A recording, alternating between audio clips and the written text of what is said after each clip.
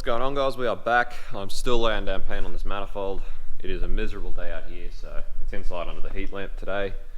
I am about to start pulling stuff out of this Pintara, hopefully, and I've also decided that I am going to make a IAC, AAC block-off plate, just to get rid of this off the back of the manifold because it really tightens everything up a little bit. The other thing is, if you missed last episode, I had a lot of more hot side issues. I have now decided to go high mount again like I originally planned, and I'm actually thinking about just buying a 3076 again. I also was researching a bit this morning. Well, actually I had like a brain fart during my sleep, and I had a thought that I've got heaps of standard LS1 injectors lying around. From my research, I think a standard LS1 injector is somewhere close to 300cc, which is sort of 50 more than say a VL turbo injector. VL turbos I think are meant to be about 250. Not only that, they're a lot newer injector than a VL turbo injector. That VL turbo injectors at this stage are getting pretty, old and sad. I would be surprised if I would ever see a VLT injector that actually flow that full 250. So I've been thinking about possibly using standard LS1 injectors. So that gives me to my sort of 300cc, using high mount with 3076, just stainless for now until hybrid performance potentially has some more mild ones in. So it's starting to get really close to what my old setup was, which is weird, but anyway, it happens like that. That's how it's going. But anyway, I'm going to make a block-off plate out of some steel. So I'm going to pull this gasket off and trace it onto a bit of cardboard for starters. Alright, so all I've done here is just trace this gasket out on a bit of cardboard, allowing a little bit of where it's sort of a bit straight there, just so I can cut out pretty much a template for my plate that I plan on making. And that's somewhat what it looks like there. So I can cut that out with some scissors, and then I can go ahead and transfer that onto some steel, and then I'll be looking at cutting this out. I'm going to use the drill press to pretty much hand mill this plate out with a little drill bit, because cutting that out with a grinder or something is just not really an option. So that's how I plan on making it. So I'll cut this out, put it on some steel. So there you go, guys, that's it traced onto the plate. That's my little template. It fits on there really nice. So this is just an old bull bar mount we had lying around, just a bit of scrap. She's pretty thick, pretty severe, but that's alright.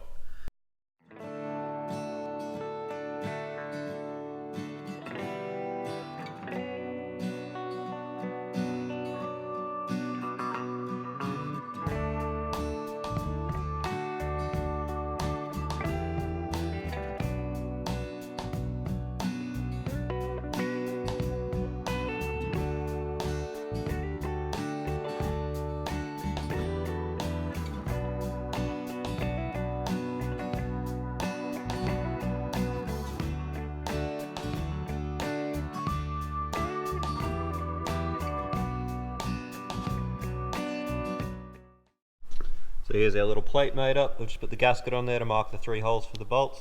So now I'm going to drill them. Alright, so we're ready to put this plate on. As with every other sort of mating surface, I've cleaned this with a razor blade and then cleaned both parts with a heap of brake clean. So the plate's pretty much ready to go. Now looking down these holes here where these screws actually go in, they're actually not blind, which means they actually go all the way through into the manifold.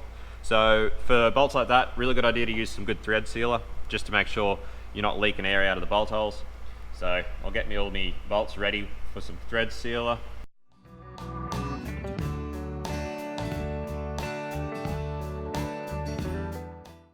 So now I've got some Permatex, some gasket goo. I'm just going to put that around where this has to seal, just because I really don't want any vacuum leaks, because they're a real pain.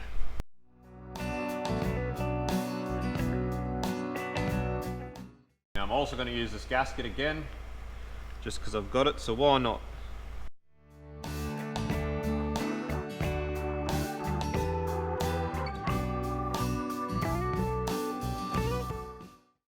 So I really wanted to do this all now because I want to paint this manifold with this plate on, so it looks really nice, really looks the part.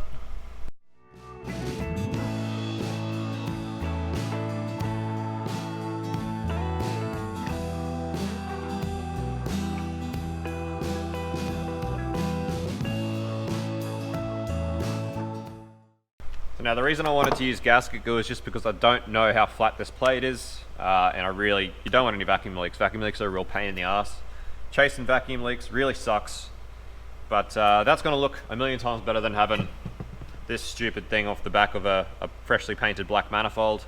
That was just going to look stupid, so I'm glad I went through the effort to build that plate. As time consuming and as annoying as it was, it's going to be a much better looking unit at the end of it. So just one of those little annoying niggly things that I'm just glad to have done that. So I got this thing up on the hoist now. Doesn't look too bad under here really. Not that it matters much to me, but there's my fuel lines and my tank back here. And yeah, this tow bar, I reckon it'd be cool just to put this on mine. I'll pull this tongue out, but just to use this as a jacking pad. And I've got a jacking pad at the back, which would be handy, changing tyres and that sort of thing. But I'll see how much it weighs when I get it off and decide then. But just a little idea I've got at the moment. But anyway, it's gonna have to come off anyway because it's in the way of getting my fuel tank out. The old Nissan's got me a bung for getting fuel out, which is good. And when I get this fuel tank out, I actually want to have a look, obviously, at my fuel surge issues. So, like I've explained to you before, people who followed me way before, when I used to drift in the 31, I used to have issues with fuel surge, so I want to have a look at the ways I can maybe combat that.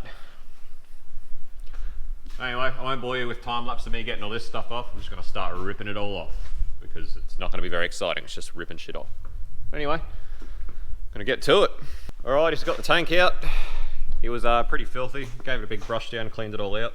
There was actually a fair bit of crap in there as well, which I cleaned out. The way we clean them out is we've got the air compressor here with just a bit of hose. You stick the air hose through it and then blow like so. It's like a vacuum cleaner. So I just did 2 rounds where I just put some fuel in the bottom of it, sloshed it around, got it all to an end and just sucked it all out. And because the actual tank's pretty clean, I've got a torch. Oh. So, the actual tank is pretty clean. There's a few little stains, but there's not really much like rust or anything. Nothing real nasty, so that's all good. It's good to have it nice and clean. So you can see that that big hole there is that big void where you get surge issues at that side. But just having a look at it, this hole is just, there's not enough room, it's not big enough. There's no way I can really get anything down in there and make some sort of baffle without splitting the tank, which is just definitely not happening. So I'm gonna leave it as that. Like there is that little pocket for the filter, so for the pump. So I'm gonna leave it and just run it like this for now and see how it goes. And if I keep having surge issues, I'm probably just gonna have to look at putting a surge and an external pump in. It's not ideal, but it's probably just gonna have to happen if that's the way it's gonna go. Not much way around it, but anyway. So I actually had to take this wheel off to get the filler out because the filler just runs straight down here, and there's like another backing plate there, so I had to take the wheel off to get that plate off to get the filler out. But apart from that, just took all the lines off and tank just came out. So obviously took the pump out and stuff from the top first. And this is the tow bar, which is actually, as I expected, not very heavy at all. So this should make a pretty good little jacking pad. I'm pretty happy with it. Could even, if I wanted to, just cut them off. I won't though. I'm going to leave them on there, and I'm going to put a tow strap off that as well, or just off there, just to be a tow and jacking point. Little rear bash bar sort of jig. Alrighty, so there we have all the lines out. I decided to just take the whole lot, brake line and all, just because I'm not sure if the brake line is in that one or not, because I haven't checked, and they're all clipped together, which makes things nice and easy. So even if the brake line is in the car, it's not installed. So the fact that they all just come off together, all in the same clips, and then just all go back on, is so much easier. So I just took the whole lot. So the other thing I was looking at just before as well is they're actually, the brake master, it's a little bit different where they actually go into the master. On the 31, the rear line is at the back. On the 13 master, it's actually at the front on the side. But I believe that with this little dog leg in it, there should be enough in it for me to straighten it out and get it to where it needs to be. I'm hoping so. I'm really hoping so. So it'll be interesting to see how that goes. I also remembered, as I was undoing this, I remembered that my old brake line on my 31, this nut is actually rooted from when I installed my hydro handbrake in it as well. So kind of good that I ended up taking that line, because that nut is fine. So that's lines and tank sorted. Alright, so this is everything out of the car that I needed. Radiator, tank lines, radiator hoses. They're a different shape, but I reckon could make them work with an RB. Got the Rio here. I'm still uncertain whether the Series 1 and 3 Rios are the same. I'm hoping they are, but I suppose I'll find out very soon. Also nicked the little badge off the bonnet. I'm pretty sure that's a TI badge. I also got all the chrome trim off under the doors, because this Pintara is a GX. My Skyline's just an executive, so it didn't have any of this chrome. So I've got all that chrome under door trim here, as well as boot trim. That's that badge. It's the same as the badge on Rex's TI bonnet, so I'm assuming it's a TI badge, I don't know, but I figure I might be able to just get a TI grill and then cut my bonnet along the grill line and then put that badge in it and essentially make a TI front. Alrighty guys, that's all I'm going to put in this episode. So this thing's pretty much done with now. It's going to go down and I'll look at bringing my Skyline up and maybe get started on changing a few things. So keep an eye out for the next episode for that. Thanks for watching as always, and I'll see you next time. Catch you later.